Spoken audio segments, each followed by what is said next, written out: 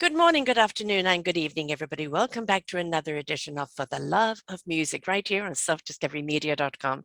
I'm your host, Sarah Troy, and my guest today is John Landers. Music is something that saved him from a 29-year marriage breakup.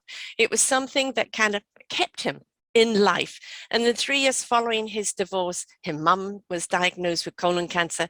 His dad tried to commit suicide a result of his mum's health, and his brother was diagnosed with Parkinson disease. Well, we really called that the cosmic 2x4, and it really did whack him in the head. But if he hadn't walked into Circuit City and seen a keyboard and hit the demo key that played the theme to James Bond movies, he would not be talking here today. He simply purchased the keyboard, labeled the keys, and used it to build in loops to create his own music and lyrics. Music literally saved him. He started as a stock transfer agent for what was then called the First National Bank of Boston back in 1969. He went to work for his dad as an import and export business, which led to the national sales manager of a British company, and went to a German horticultural company and established a North American market. He really has come from a very different type of background. So how did music really step into his life other than it was one that really kind of gave him life, in other words? And why is it music so important to him today? And the Big Apple Indie Music Series, aka TBAIMS, to support independent music artists by providing venues for them to perform in front of music and entertainment, TV, film industry executives, including A&Rs. He studied networking prior to starting TBAIMS, where he was attending on average 4 networking events a week. That's quite a lot. He also researched social media and found himself on most of the social media platforms early on. And in the top 11% LinkedIn users, if you Google his name, it will come on up. So this is somebody where music saved his life, and he decided to pass it on and to realize how important music is in our lives in every aspect. Anybody who's listened to my shows in the past knows that any music show is a guilty pleasure for me, because music is so utterly important in my life and is my, what I call it, an equalizer. Literally the vibrations from the music rebalancing me and setting me out on the right path again. And it's great to come across somebody else who not necessarily is the musician, but somebody whose music knows how important it is to us in our very survival. Welcome to the show, John. Thank you. Glad to be here. Music really is something that no matter what's going on, or the chaos, or the static, or the pain, or the anguish, it can calm you, it can express you, it can wrap its arms around you, it can lift you up, it can set you into a new rhythm. It can do all of those things, can't it? Yep, I find it's therapy for any kind of condition, whether it's physical or emotional. It's very important. In fact, one day I like to see every single VA hospital and home have a room with instruments just to help them with their conditions, because I think that really makes a big difference. We're seeing it constantly being cut in schools, which I think is absolutely disastrous, because if children can express themselves through music, they learn how to express. And sometimes it's the music that opens up that expression when they can't find the words. Yep, that is very true. And I think that should come back. It's been very challenging for me all these years. And I think it makes a big difference for anyone dealing with their life issues to have music in their lives. You know, I've interviewed many a musician, and the beauty about musicians is that it's not something they do, it's something who they are. They are the music, and whatever instrument they're playing, whether it be a voice or an instrument, is an extension of the music that is them. But the hardest thing for them to do is actually maintain a living doing it. Yeah, that's changed dramatically. I mean, ever since the internet has been, put on our front face there, that it's something that really changes the whole dynamic. It's like labels don't really mean a lot today for the average artist. And I've done all this research on it. I mean, when you think about it, when you were able to sell an album, you were able to make some decent money. Even a track, when they first came out with tracks, you could at least get $1 per track for an income, and that adds up if you do a lot of selling. But with the live streaming and that sort of thing, you're talking like a fraction of a penny per track. And that's dramatically just not insolvent. And they have to really, today in today's market, the artist who wants to succeed, especially independents, Yes. need to understand the business side of this industry and be able to market themselves on their own to some degree for via social media, marketing, merchandising, their products that relate to their music, things like that that help their income, because without the live performances and the actual paying performances, it becomes a challenge. And the other challenge is even the venues today, they don't want to pay the artist that much in the average coffee shop or live bar type of venue. They're looking for the least way to get the artists in, and then they want them to pay their own way, or at least have a limited following of fans that will help to support their performances. So there's a real challenge in getting that out there for these artists in terms of their income. We see the Beyoncés and the John Legends and all of that, the multi-millionaires and the height of success, and everybody assumes that when you've got a certain amount of notoriety, you're going to be extremely rich and successful, but that is so few and far between. And you've got the performers that kind of have been lucky enough, and they've worked hard at it to get where they are, but you've got the people who are the everyday working performers. They're working background for other people. They're only as good as their next gig, but this is their profession, and they literally have to go from one to the other. If they don't have the business sense, it is so easy for them to be taken advantage of. And I think it's always been like that way, anywhere with the arts, whether you're an author, whether you're a musician. People seem to think that, well, you love doing it, so you should do it anyway for free.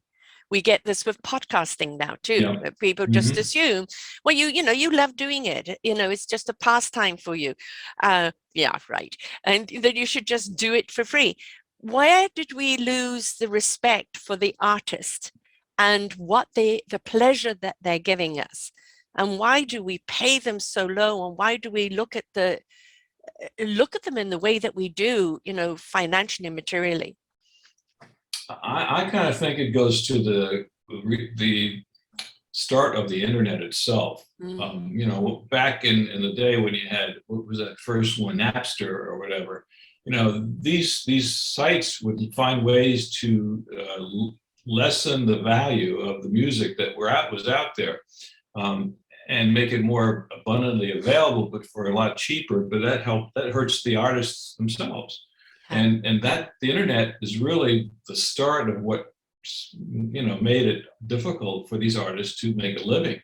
And as a result of that, I think also the venues took it to their they think, well, we have plenty of people out there who could perform. I'll find someone else who will perform for less than the other person, and it becomes a ongoing thing, and it's not supportive of the artist. And I find that really unacceptable, really, in a sense. Yeah. So it's a terrible, it's like a rough, cycle. And we need to stop that cycle and really go back to showing the value of the artists themselves. But on the other side of the coin too, there are a lot of people who are out there who think they're very talented. Okay. And when you come to talent, I relate it to the way you network with people. For example, if I'm coming to say hello to you the first time and I say, hi, I'm John, how are you? Kind of like, okay, he's not that excited, but hi, I'm John, how are you? I really want to meet you. It's how you present yourself. And it's the same thing with artists. Anyone can get on a stage and play a song, but if they're going to play a song just to play the song, that's where they lose the interest. And that's why a lot of them will not make it. They need to learn how to have stage presence, how to engage their audience. And then these apps like Auto-Tune that make them sound great on a recording, but then they get into a live performance and they sound terrible. And I've experienced that when I did my showcases. The first time I did that, I would always relate, or I would pick these artists based on their recordings, and when they came in to perform, it was like, what did I see here? They were terrible. Yes. So I had to learn the hard way when in the early on showcases that, okay, then now I have to look at live performances before, and videotape, or either that or perform live in Zoom to see if they are really that good enough to qualify for the kind of people I want to bring in to connect them with.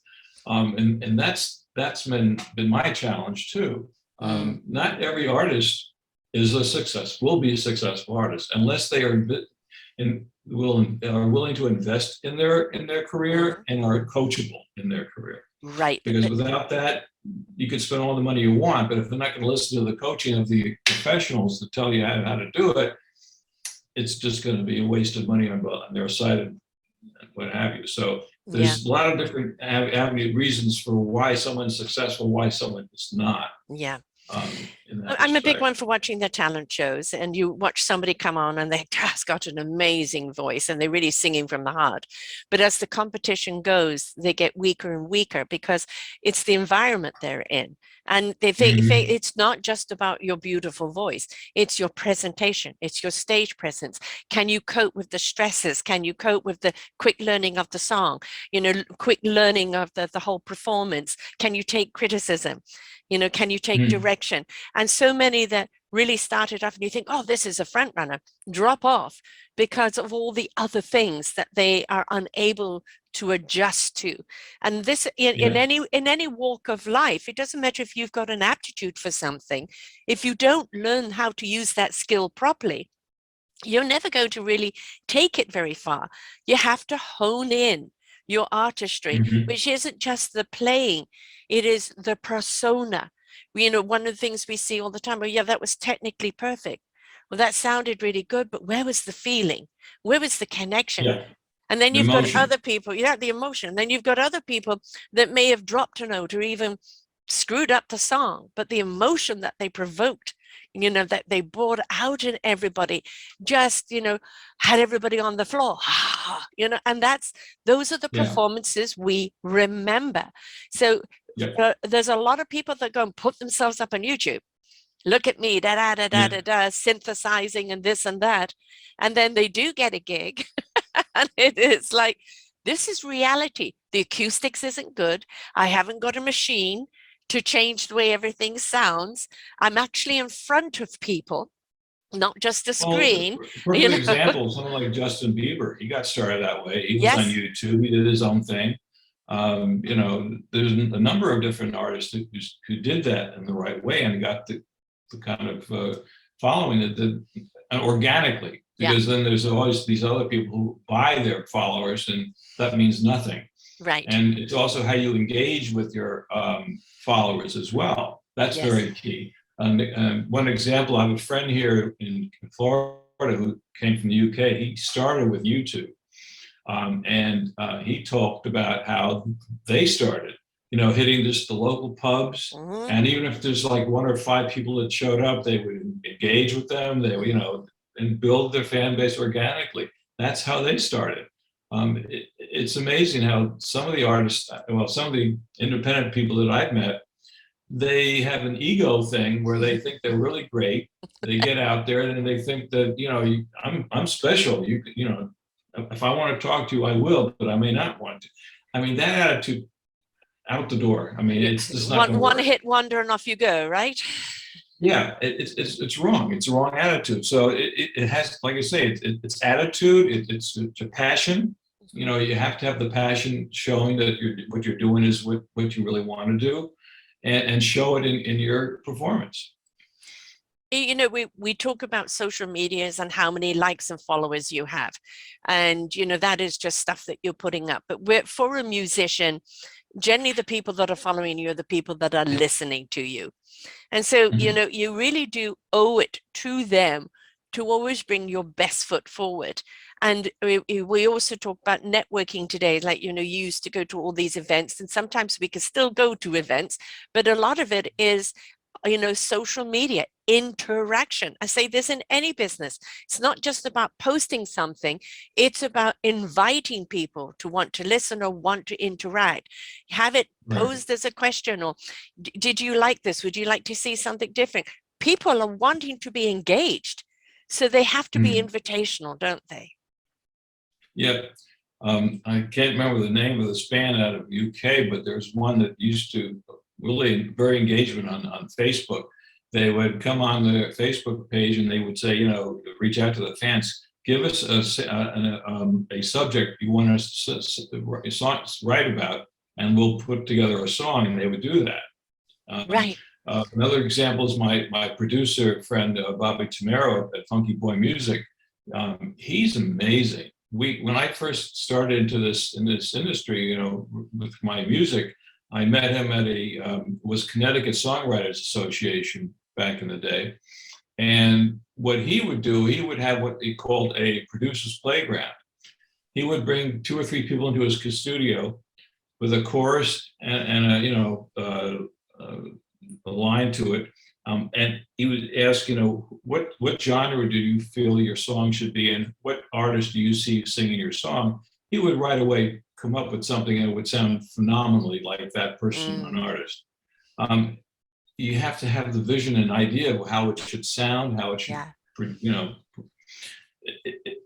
There's all kinds of things that you can do to make yourself stand out, but you have to know how to do it. Yes. There's the fun side of it, of actually being up on the stage in front of the audience and singing and playing, and that is absolutely intoxicating. It's all the other side of it, and in any form of business. And one thing you have to understand as an artist, you're in business. You are Yes. in business. Get that through your head. You may be an artist, you may even have a manager, this, that, etc., but you are still in business. Yeah, and there are roles that you have to play in your business. And the euphoria is being up there on the stage, but what about all what goes on behind stage? And a lot of Yeah. the antics that we used to see from some of our performers in the past are simply not tolerated today. So I think this is Right. something also that they have to learn, is you are always under the eye. With the cell phones today, with the cameras, you have got to be, whoever you are up in front of the people, you've got to be behind that camera, as well. And to realize that the camera is always on you.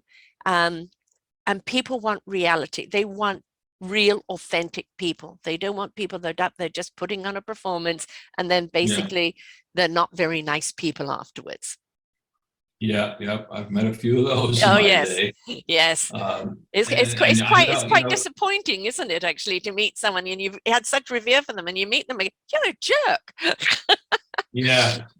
I've a few of those. Yep. But then the nice thing is when you meet someone you think are that way and they turn out to be really awesome, Yes. and you say, oh, that's pretty nice. And we become very good friends as a result. Long term. One thing I've always done for my people that have performed for my performances, my showcases in New York, is they become part of my family. I've constantly, whenever I hear of any opportunities for gigs and performances, they automatically get an email from me or a phone call saying, are you available for this? First come, first serve, or if it's in your area, this is good for you. I mean, and I don't look for getting anything monetarily out of that. It's just me trying to help them with their careers. But that's It's community. That's all the I enjoy support. doing.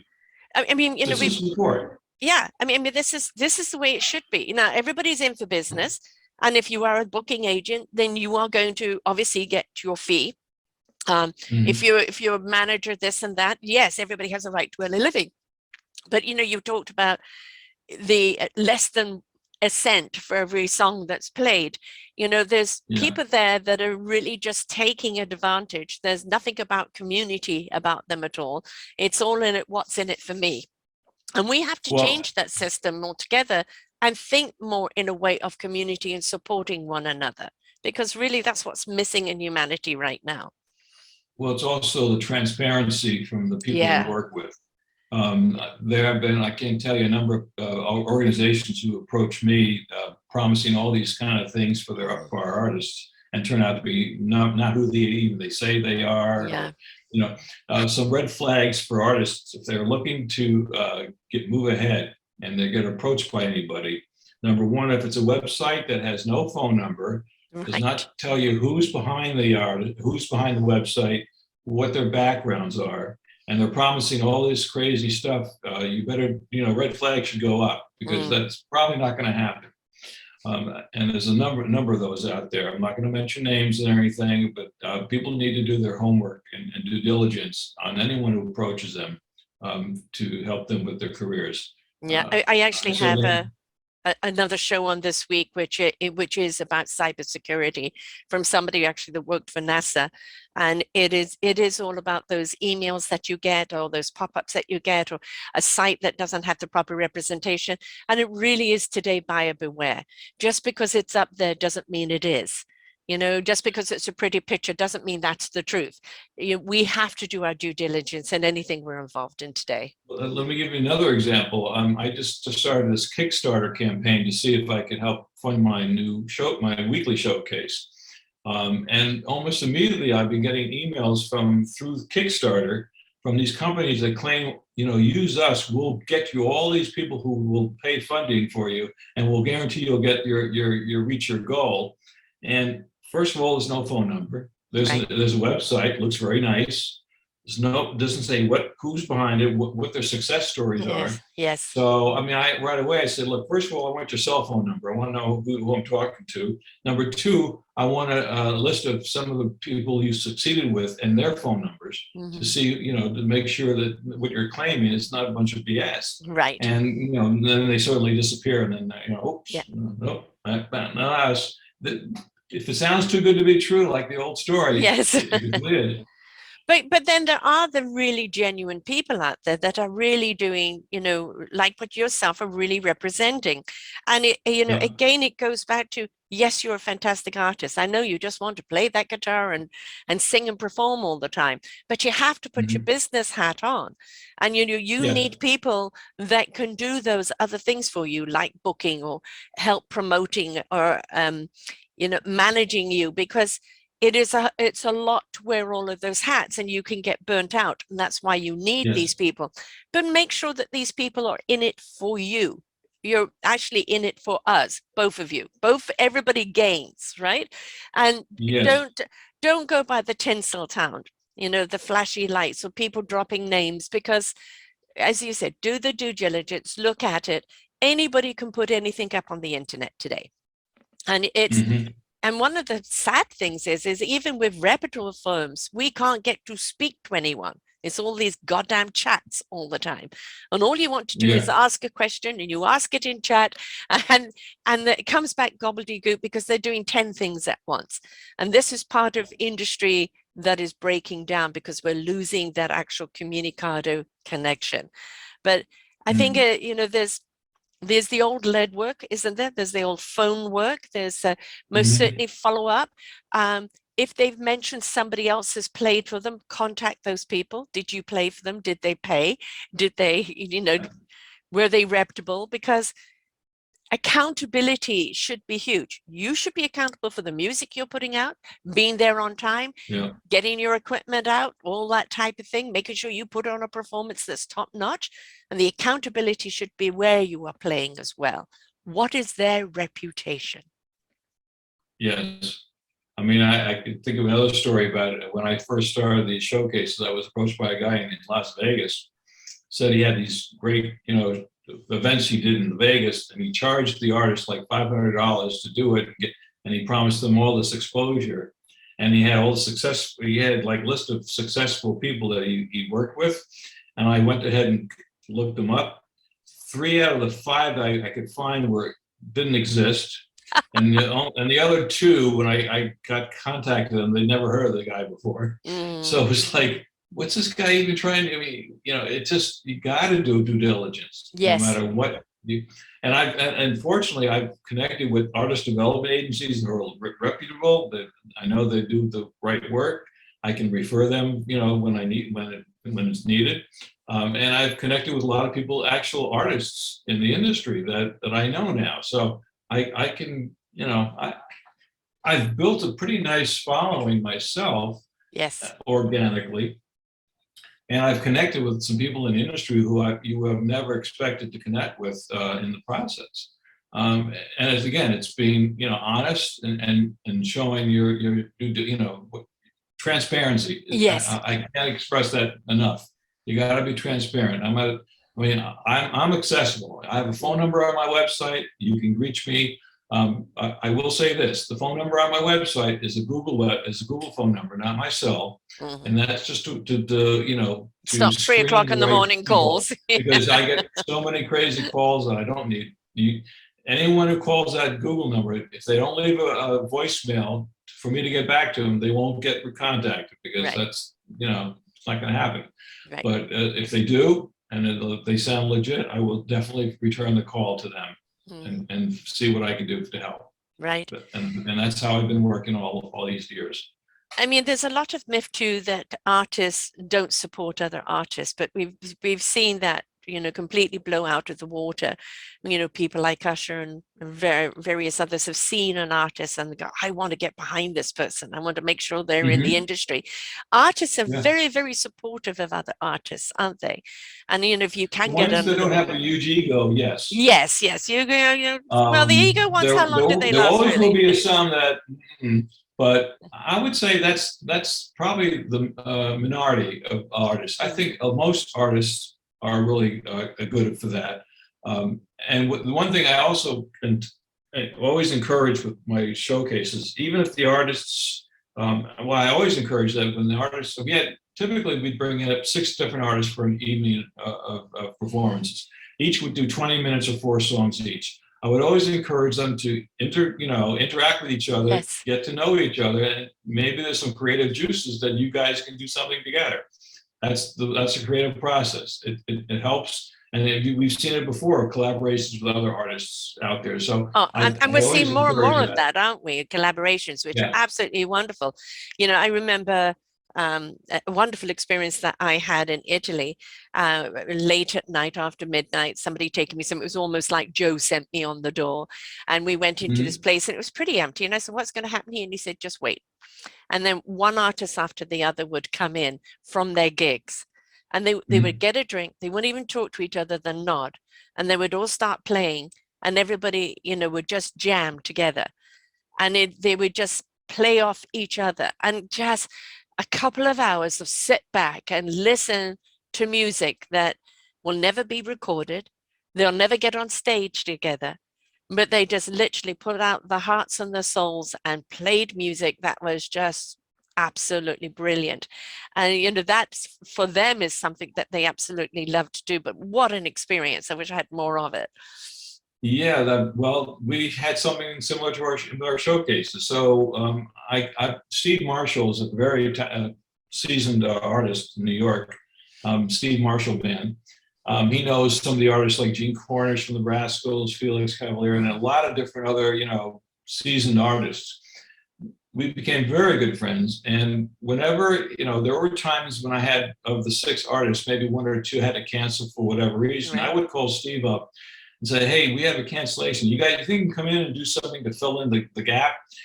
He would bring in a bunch of these his friends, musicians. They would do a jam session toward the end of the showcase. And then we'd invite the artists who were there to come and join us Fantastic. and just do a jam. And that was probably the best part of the whole evening. Yes.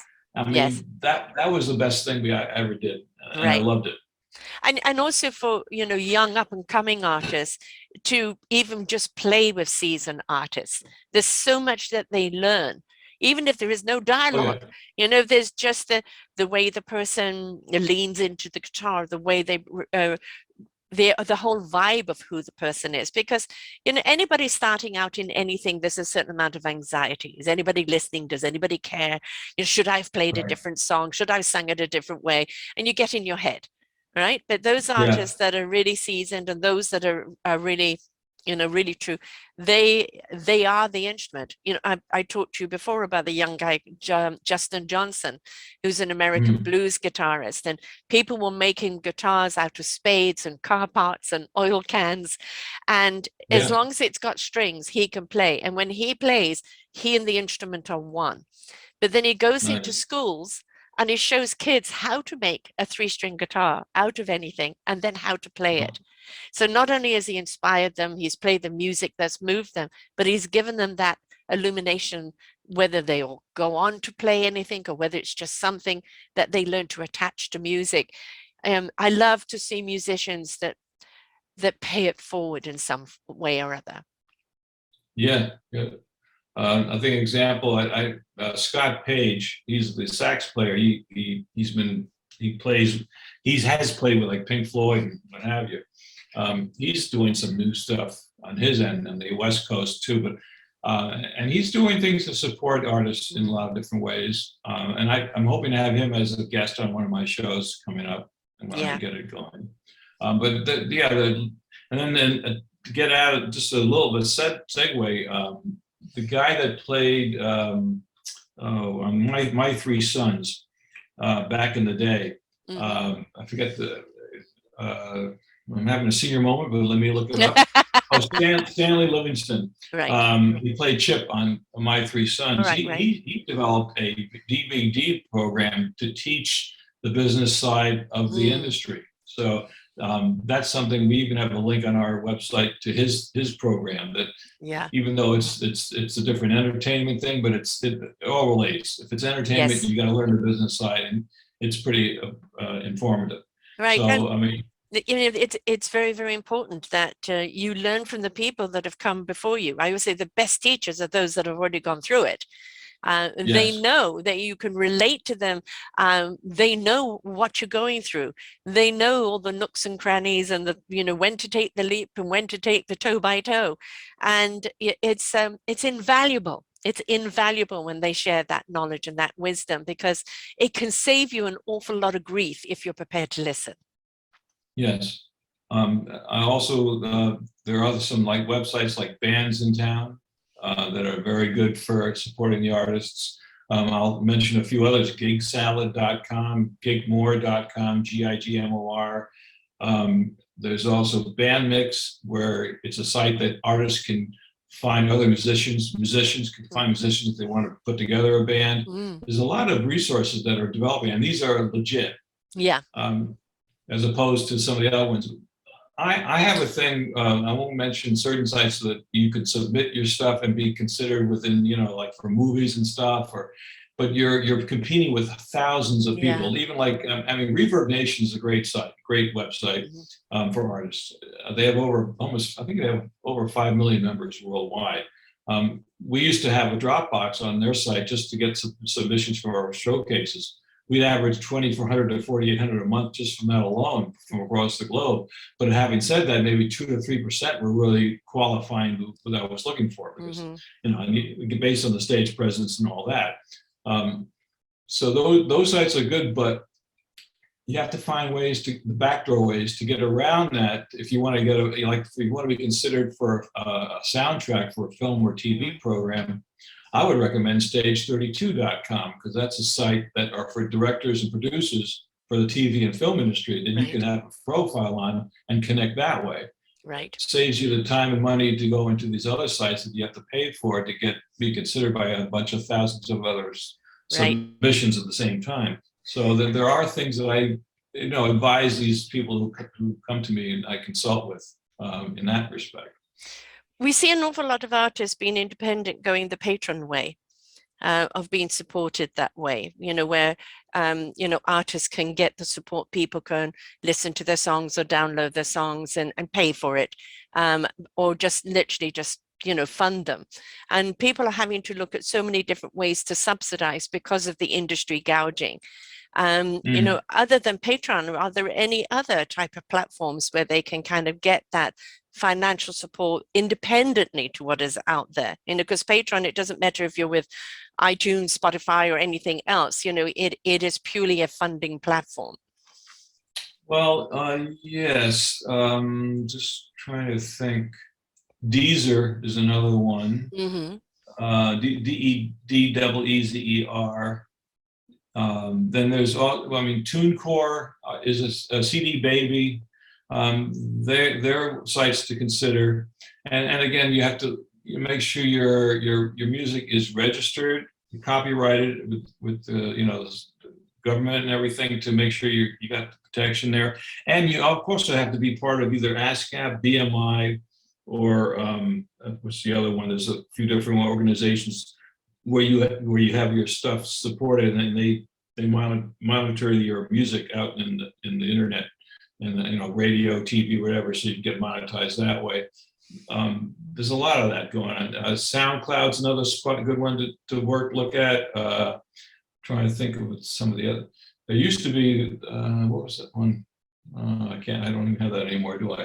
I'm looking at my little list here. No. I've actually been on SoundCloud for 10 years with my shows, and one of the things I like about it is there is actually a playlist. And you know, a lot of other things don't have that playlist, and so things can just get lost in the stream of things. And it's nice when you have something where you can break up an album or break up a playlist, and so people can go in and kind of look for something. Oh, I've heard this, I want to go in and look for it. You know, so that is also something needed. I looked up American Songwriters, a good business, site to look at, artist PR, Broadjam for certain things, Hello Music. There's Music Submit, and again, these are some of the ones that, well, no, that I wouldn't. MySpace was one of the first ones that started to do that stuff, but that they're kind of in the back burner. Yeah, I mean, are they even around anymore? Yeah, maybe not. I don't know. Sound Exchange is another one. Sonic Bids is one. No, that one's not anywhere. And then there's gigmit.com for gigs in Europe. So that's another one you could check out. They get gigs in Europe for these artists. Which can be fun.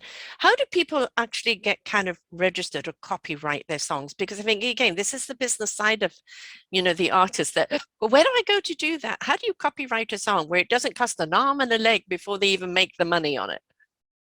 Well, yeah, I mean, theoretically, once you have a song out there, it's considered your material. But to discover, at least for the U.S. market, you go to the U.S. Government Copyright Office. They have a website. You submit your music with your, you know, lyrics and what have you. I think it's like $65 per song to register. And then you get a special, you know, like I think an IRC number or something for that, and that protects you for that part. And then if you're part of ASCAP or BMI, one of those organizations, you submit all that to them for them to monitor your music as well. So that means if anybody's playing your music, that they have to pay you for yeah, it? They're supposed to keep, monitor that out there, like, and through TuneCore as well, or CD Baby. These are the organizations that kind of monitor stuff for you through the people like ASCAP and BMI. It's quite the. I mean, I've only been in this industry a few years, obviously, so I'm still learning a lot of it myself. But how much changes every 5 minutes too? You know, you just get into a groove of learning something, and that goes, and something else comes up, and you know, this is one of the good things, but also one of the negative things is that we can get oversaturated with information or with which site to go to. But really what you want to do is hear the testimonies on these sites of this person, you know, this copyright was good, or this was good, that I really, you know, got paid out well on that one. And this is where I think the interaction from artists, you know, on social media or even on the platforms themselves, talk about it, you know, share the information. That wasn't a good one to go with. They don't do this. This is a good one to go with, you know, and we need more of that interaction amongst the artists, don't we? Yeah, I agree with that. And I'm just trying to think what else I can tell you on that.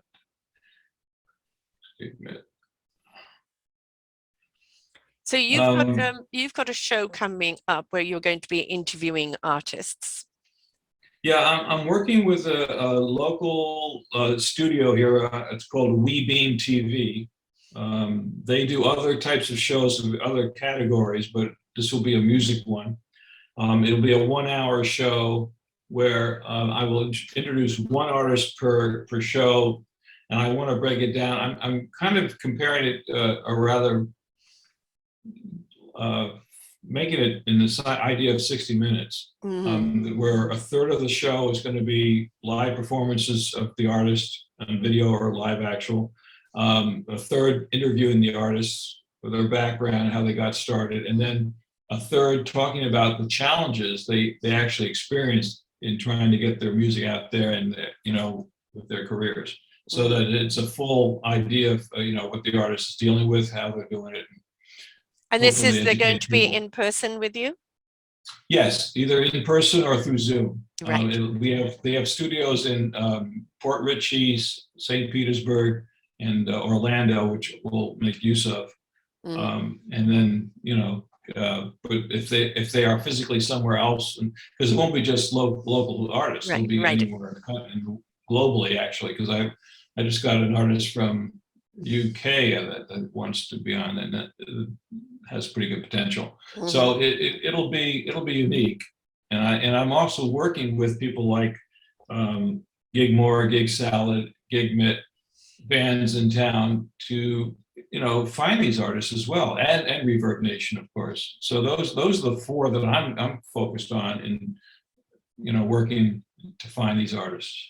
I mean, and they, of course, they find me anyway, because I'm found easily. Right.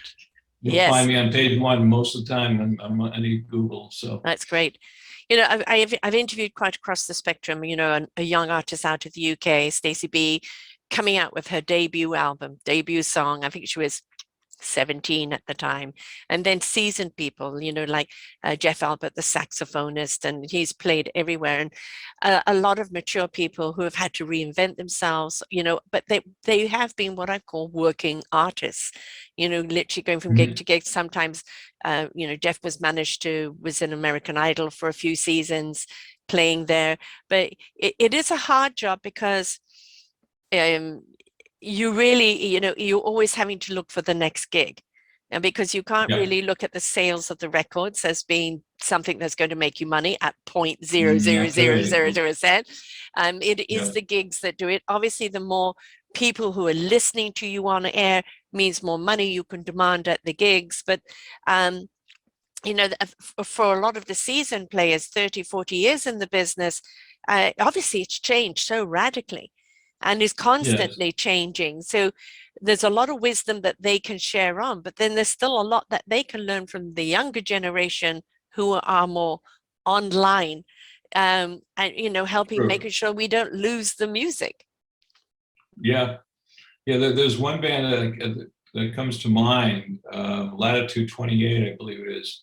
They're a Florida-based band that, when this pandemic hit, we couldn't have large groups of performances live, they found a way, when it got a little bit better, that they would go into drive-in movie theaters and put a stage up there where there's still, social distancing, and they were able to do performances that way. Yes, I saw that. Innovative.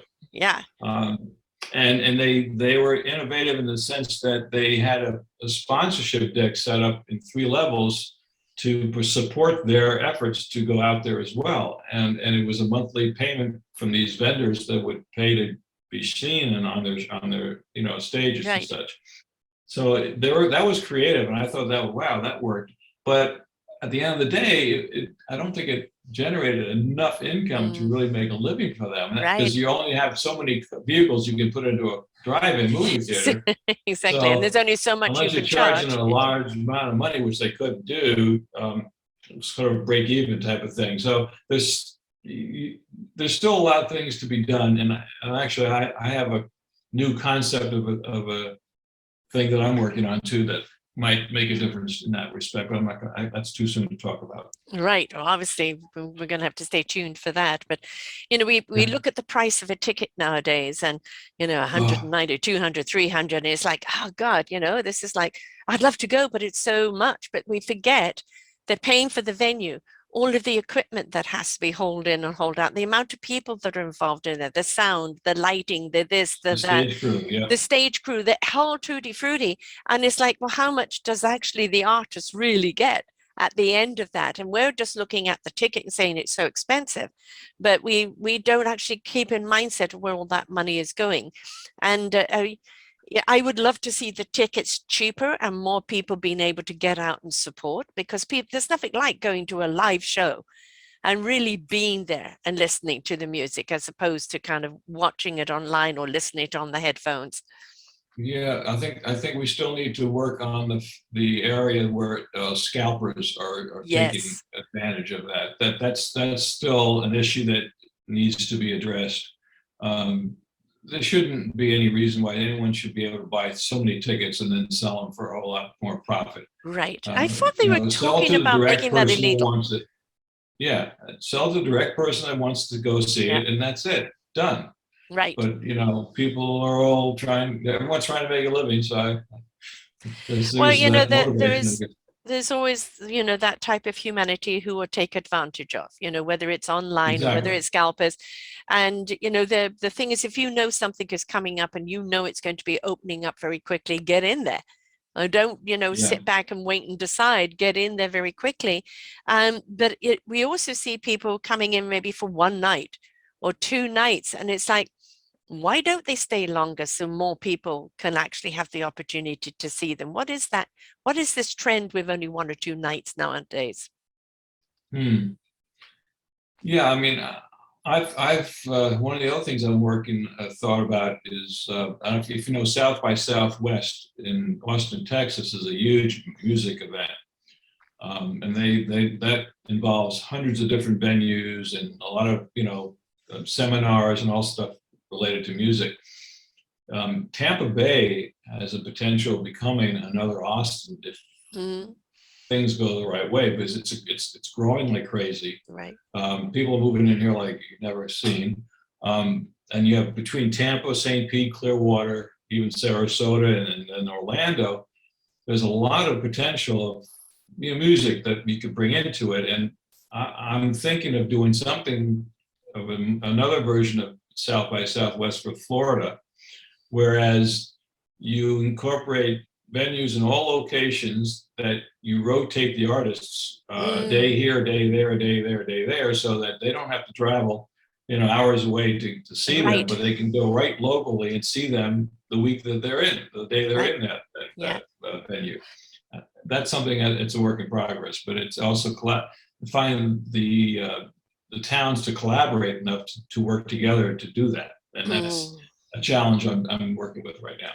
Are you finding now post-pandemic that it's much harder to book people? Are people still very tentative and scared, or are venues still scared to open up No, fully? I think Or they're more anxious to get mm, out there right now. I mean, I think it depends also the age group. Maybe the older mm, artists have a little more, reservation because of their condition. Being older, whatever. But um, for the most part, everyone's out there trying to get as much gigs as possible. mm, I'm working with a rock band out of Sarasota known as Break Fail, Brake, and they're an 8-piece band that are up and coming. Granted, the average age of the band members are from I think 30 to 60 ish, but like the lead guitarist is a capital EMI artist from the 80s, and he's very talented. mm, It's all original music. But here's another challenge I have at least for my market. Most of the local venues where you go to see live music, they like cover bands. mm. And so trying to bring in someone that's with original music, well, that's not, Yeah. my people come to our venue, they want to see cover bands. You know, uh, that's a Yeah, challenge. yeah, and that's Um, it's narrow-minded. It really is, because people can listen to that anytime, anywhere. To hear something new and original that you want to hear over and over again because it was introduced to you at a concert. yeah, It's short-sightedness, and it's just, I think this is where I suppose this is where, if you get the people behind you, literally the artist on social media, whatever the social media yeah, platform is, and say, we want to play there, but they only want cover bands. Who wants to listen to our music? Send exactly. to this Facebook or email, right? And sometimes you really have to step up and be, unfortunately, a little pushy, because Yes, these other people are so stuck in, well, I only want cover band. You're not listening to what people want. right? So let the people hear it from the people, and let the bands turn around and say, support us by letting them know you want to hear our music, not cover. Yeah.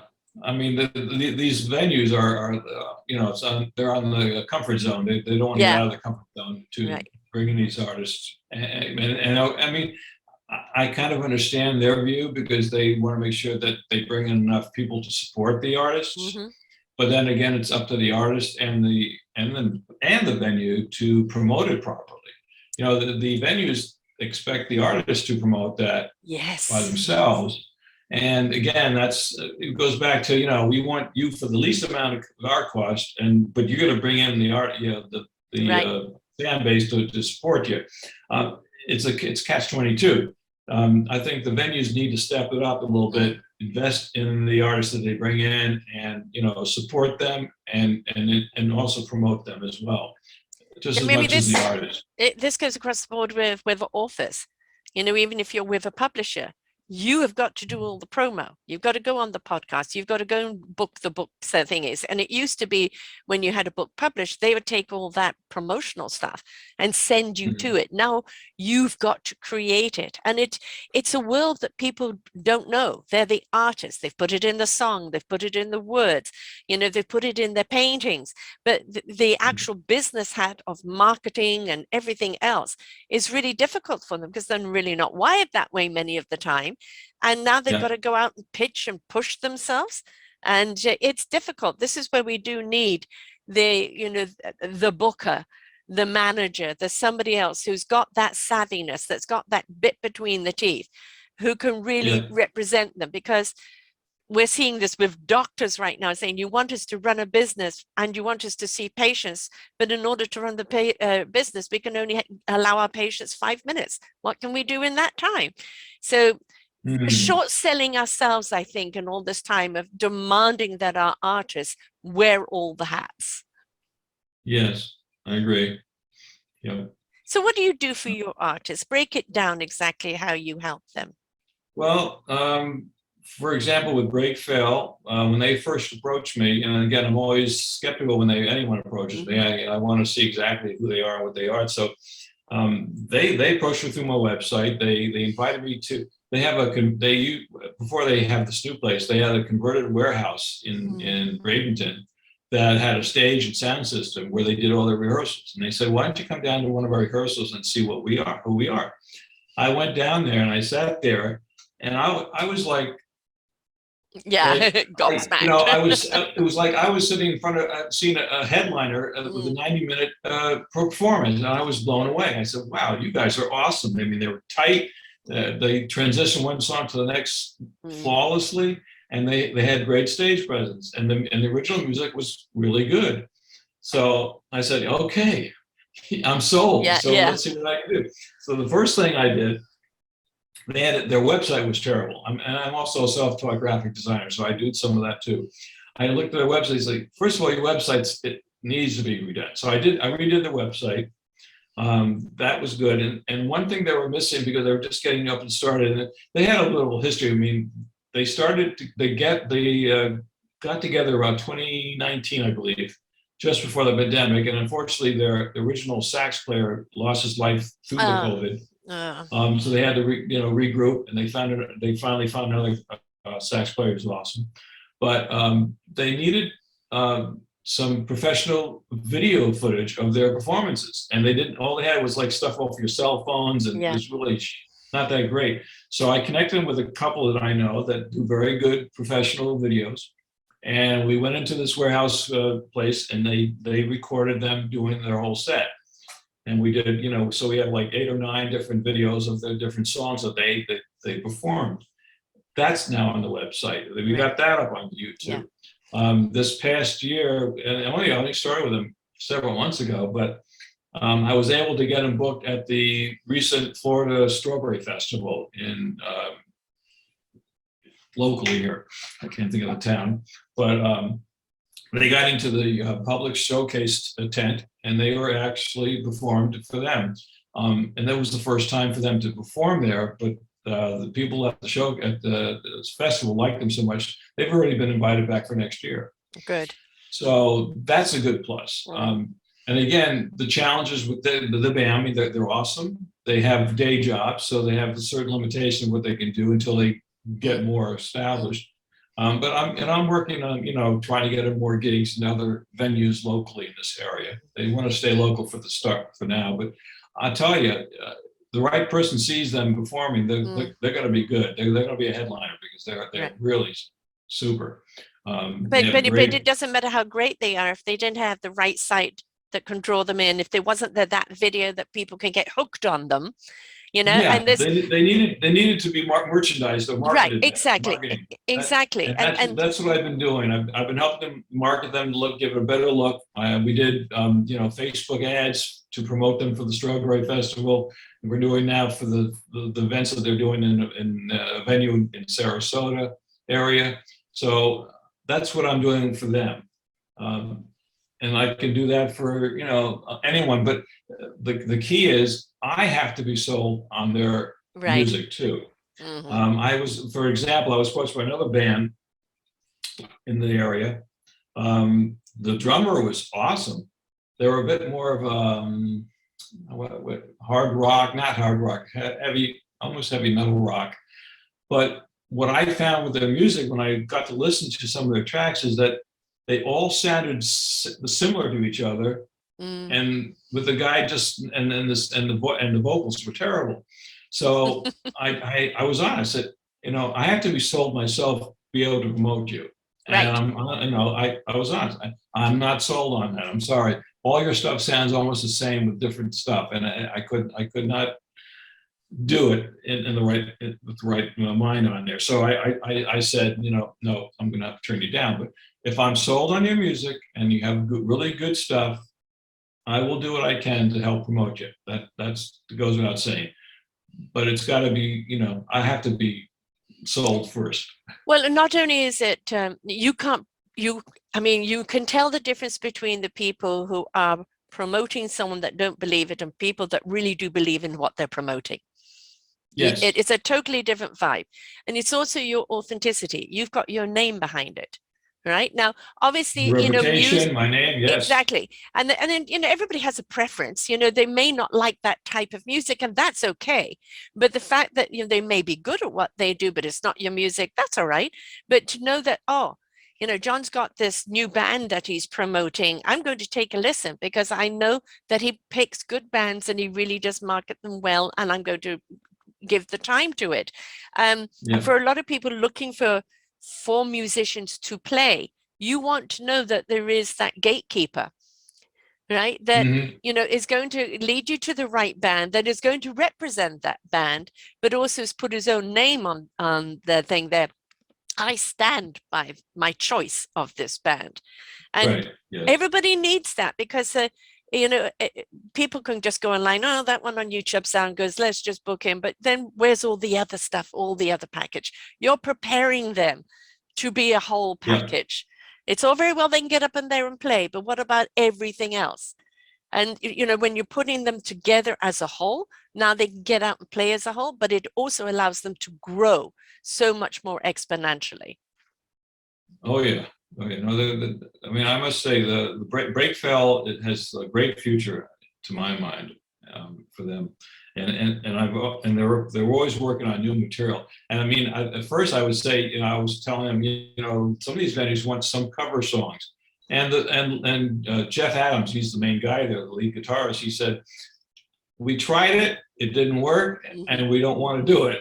Right. And I respect that. Yeah. That's fine. Okay. You know what's best for your band, and that works for me because what I hear from you guys is good anyway. So why Right. And the thing is, reputation precedes you, good or bad, right? So when people, do listen on YouTube or people hear about that great concert they went to, or their music is getting out there and people hear it and go, okay, right. No, we don't need to have cover music. Their music's good enough.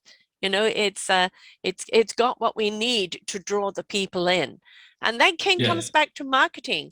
When you actually say all new material, people have been listening to cover for the last few years, inundated. They would like to have something original right now, some fresh blood and fresh songs. So, it's about that remarketing. But it is essential unfortunately nowadays, that, you know, a lot of people just rely on the sound of the music and go to all the audio platforms. But if you don't have a good video out there, because people are visual eaters as well as, you know, Mhm. audio eaters, and they want to see what they're listening to. Now, they may go back Yes, to just listening to you, but that video gives them that attachment to who you are. right. Oh, yeah, I agree. Yeah. How many other Um, groups have you got right now? well, I mean, if you go to my website, Yeah, there's a lot there. there, yeah, when we did T-Bames, by the time I left, we had over 133 artists Hmm. total perform up there for us. Well, most genres, but I'm going to be honest too. I mean, I try to be open-minded for the genres, but at my age, and I'm not afraid to say it, I'm 74, so Still going very strong. I'm not a real big fan of heavy metal, to be Right. honest. Yeah. I have my definition of that really is a woman in labor with a band, which I don't understand. But that's me. I mean, you know, the people that like it, that's fine. But I will never represent a heavy metal band. Just a heads up. Um, I've gotten used to some of the rap. It's talking with music. That's fine. And hip hop, I'll accept that. I try to keep an open mind, but I've had jazz artists, I've had Mm. reggae, I've had Latin, uh, pop, rock, you name it. We've had it. We've had every almost every genre perform up in New York at the time. So we even have a Spotify playlist on my website that'll give you a sample of all the artists that Yes. have performed up there, most of them. And which we do So actually have on your show country page. and all, Hmm. yeah, it's all on there. Yeah. We've had country, we've had everything, and a good bunch of people. And my plan too is if when we get this showcase started, I'm going to invite some of those back to Yeah. my show too to really showcase them individually because they need to get more exposure. Some of them are. I still I get a really good feeling when I hear their music again. So Yeah. makes me feel good, and then that's all that matters. So if it Right. makes you feel good, it's good. Exactly. Now, you know, you've also got on Apple Books your Lyrically Speaking, My Life and My Words, which is a whole load of Yeah, short stories compiled together. yeah, it's something that I've been writing poems and stuff since high school that I've saved, and I thought I looked back at it and someone would say, "Wow, I wrote that." I said, so I figured, why not compile it into a book? So it's a book out there. I wrote a short story. I wrote all kinds of stuff. Hmm. So just a compilation of all that through the years. No in specific order of when it was written, but it's just a mixture of all different feelings I've experienced in my life. And I put that out there. Couldn't Right. hurt, I figured. So You know, the thing is, you know, you mentioned your age. You know, I'm 67. I started podcasting 10 years ago. And had you told me 12 years before that I would be doing this, it would be what? You know, and we don't know yeah, kind of when we step into a new adventure, you know, we're stepping into it for a reason. A lot of it is yeah, that, you know, exploration and there's a passion behind it, but we don't always have it defined as to what it's going to be or what it needs to be. And that's part of the fun of that discovery of what it can yeah, be. But when you come from the heart, it used to be that once you reached a certain age, you know, out to pasture. But now we're looking at Mick Jagger, we're looking at various other, you know, Rob Stewart, we're looking at many, many artists that are still out there performing and entertaining and have bridged the gap between their age and the younger people who are influenced by their music. And so I think yes, never put an age bracket on anything. You know, can you go and run the marathons that you did before? Probably not. But can you bring your skills, your enthusiasm, and your passion to the table in that wisdom that can help people go to that next level? And that is something that is lifelong learned. That yes. kind of skill that you can't get anywhere else other than living life. Yeah, I have to agree with that. I call this the new 50s, the 70s, Yes, new 50s. yes. I I completely, mean, you're as young as you feel. I mean, sometimes I feel the age, but a lot of the yes. time I'm enjoying it. I mean, music is great. Yeah. You can't go wrong with that. No, it feeds Wow. the soul, it feeds the heart. It literally changes the frequency in your body. So if your body is out of alignment, if you're sad, you're angry, you're this and that, music can bring you back to an equilibrium. It can lift you out of the doldrums. It can be a supporter. It can be an igniter. It can be a connector. You know, it is all of those things. But there's nothing better than seeing the actual artist who has moved you. And we need to be Well, more supportive of those artists. I think a perfect example is Tony Bennett. Yeah. Now, here's a guy that in his 90s, he's dealing with, dementia and whatever. But when he gets on the stage, he's there. And look at the whole thing he's done with Lady Gaga. Oh, well, that's what I'm referring to. I mean, Right. the guy is amazing. I Yeah. mean, he's dealing with, Yeah. Alzheimer's and what have you, but he gets on the stage and he's right back in his place. I actually just wrote lyrics related to Alzheimer's, and Mm, I titled it "I'm Still Here." right. And I love, so when is that I coming out? have that. I just wrote that in the last few weeks. I was just kind of motivated by what I see, because one of our family members is dealing with that right now too. So it kind of motivated me to I would write love to something. hear that. I do a lot of shows on dementia and autism and Alzheimer's and all of that. And all of these things are so misunderstood. And there's so much more that we could do. And we need to bring Yeah. awareness to it. And if you can bring it in a song, that's the other beautiful thing about a song is that it tells the story. It tells the story of our times. It tells the story of how we feel. It tells the story of what we want. And sometimes we can't speak it, but that in that song, it tells everything. And so music is so important. But don't assume just because, Kanye West or, Beyonce and all of that, that all artists are making a whole load of money and that they've got it all easy. They're the lucky ones. They did work to get there. They were marketed properly. But you've also got to look at all the other artists that are out there every day trying to perform, and we need to support them in any way which we can. And we can demand that we want to hear their music, not cover stories, or that we want to support them. And industry doesn't change unless we all come together to make it change, does it? No, that's true. In fact, if you'd like to hear or listen to, if you want to know what the lyrics are from this "I'm Still Here," I can just read it out to you. Yes, please. So it starts like this: "I'm still here. Though you may not see me, I'm still here. The same person I've always been. I may have left you. I may have left me. It was not your fault. It was not my fault. I have wandered away, though I keep on trying to come back. I have drifted only to come back for a short time. I will remember you when I can. I will remember me when I can. I just can't be there all the time as much as I try. Some music will bring me back, an old tune to remember you by.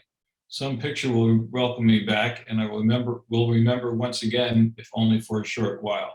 When I finally leave this earth, I will once again remember who I was. I will remember you with all my love. I will watch over you like I did before. I'm still here." Mm-hmm. Yeah. That's And you're putting that to music? Yeah. I'm eventually. I haven't had time yet, but that's a work in Yeah, progress. yeah. And that is something that's so needed because, again, it's so misunderstood. I think it's one of the heartbreaking things. We lose people to cancer or COVID or various other things. But to lose somebody who's had such an exemplary life, who's achieved so much, and then for them not to remember it. Because what do we have in our old Yeah. age? We have those memories. And for those memories to be taken away from them, I think it's awful. It's absolutely It's awful. So, awful. I mean, it's really. I mean, I hope we can find a cure for that yeah, sooner than later in that right. respect. But it is So, I mean, interesting to hmm? it is interesting to see, many a video I've watched where somebody has played a song from their past and how they have no memory, they're nothing, and then suddenly they're singing that song. They come Yeah, back for that short while and they are absolutely engaged in that moment with that song, and then back they go, behind that veil. And yeah. yeah. But even for a glimpse, for a moment, they were there. And yeah. So how do people, if they want to, want to be, a part of your entourage there, and if they, or even if they know somebody, that they think would be a great representation for you as well, how do people get hold of you, and what do they have to do to be a part of your umbrella? Well, go to my website, tbames.com. You can see my red apple there in my background, If you've tbames.com. Great, thank you. Yes, for all the audio people. I call that T-Bames. That's how I pronounce it. It's like South by Southwest, whatever, a little short version of things, but I call mine T-Bames. There's contact information there. You can send me through their website. I'm on LinkedIn. I'm on Reverb Nation with my music. I have 9 tracks out there that I've written, mainly blues, rock, and pop, and whatever. So, whatever it is. Okay. Anyway, my Reverb Nation, I have all my stuff on there. Jazz, pop, and blues. That's the 3 genres that I do. I love that. That's the main area to contact. As far as the artist, if you want me to even think about working with you, make sure you have some live footage of video footage of your performances live anywhere. If you haven't got that yet, I'm open to see you live perform on Zoom to get an idea of where you are in your career. And we'll go from there. I mean, you need to have some experience, and if you're open to being coached, I can certainly refer you to the right people to get you to the next level if you're not at the level that I'm looking for. Right. Exactly. And of course, I've got here on your show page the T-Banes playlist on Spotify. There's 100 songs here.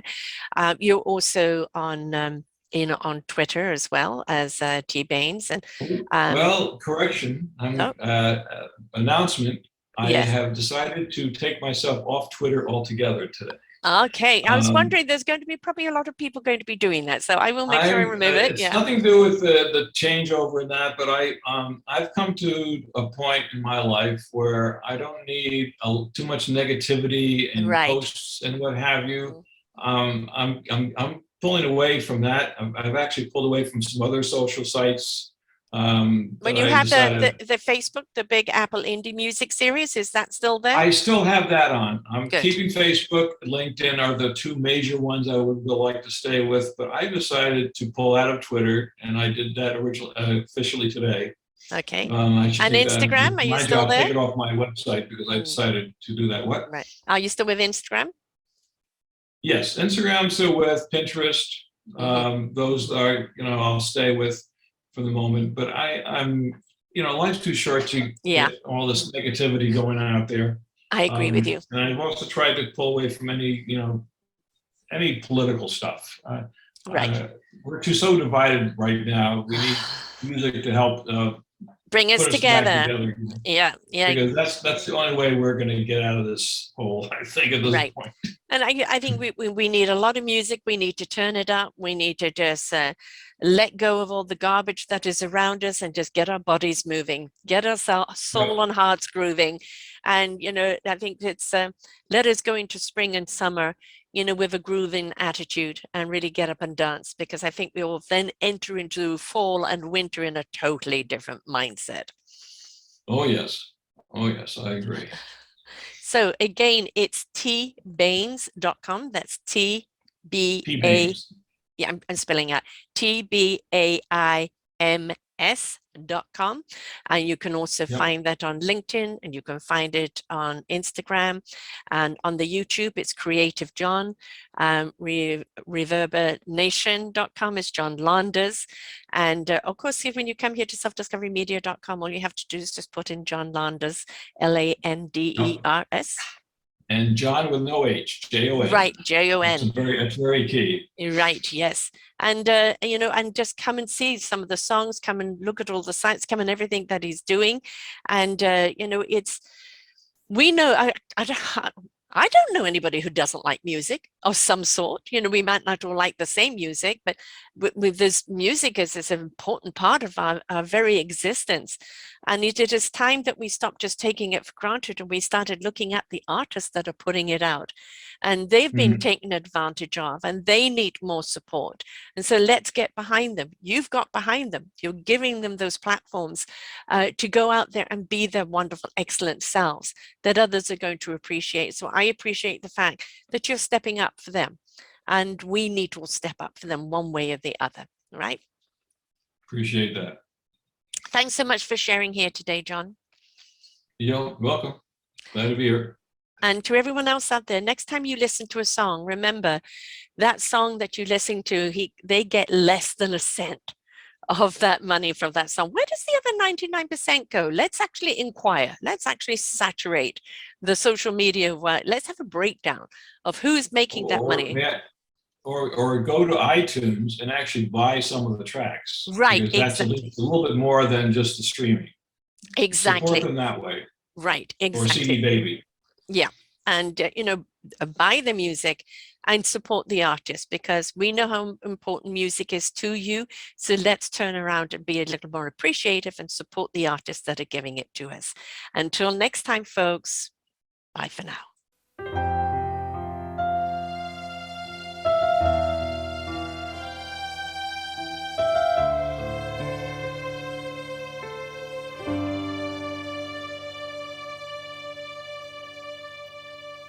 This special moment when we say I do, I do, I love you.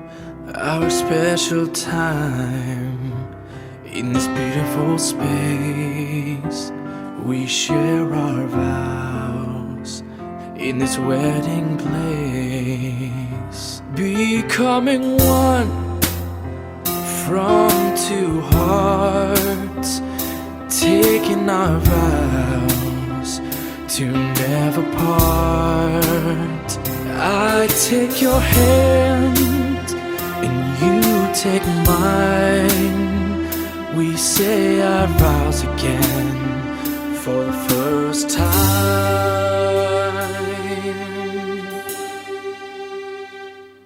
I'll take care of you through the good and the bad. I will comfort you when you are sad. We begin a journey, a life of love, traveling the world just like a dove, becoming one from two hearts, taking our vows to never part. I'll take your hand and you'll take mine. We say our vows again for the first time.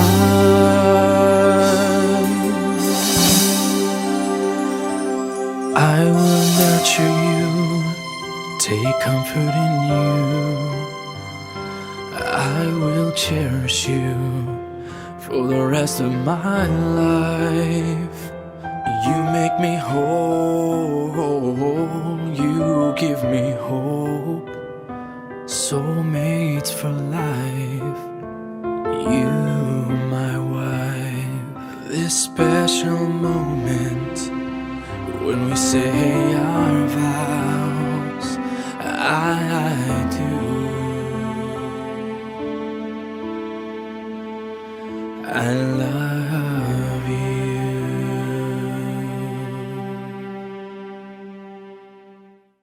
We hope that you enjoyed the show. Find all of our shows on selfdiscoverymedia.com under podcasts or selfdiscoverymedia/shows. And for all our current shows, go to What's New. We are supported by you, the audience. You'll see a nice big shiny blue button for one-time donations, or follow us on Patreon and you will be able to support us there. We enjoy bringing you such wisdom, and the next show will be up in just a moment.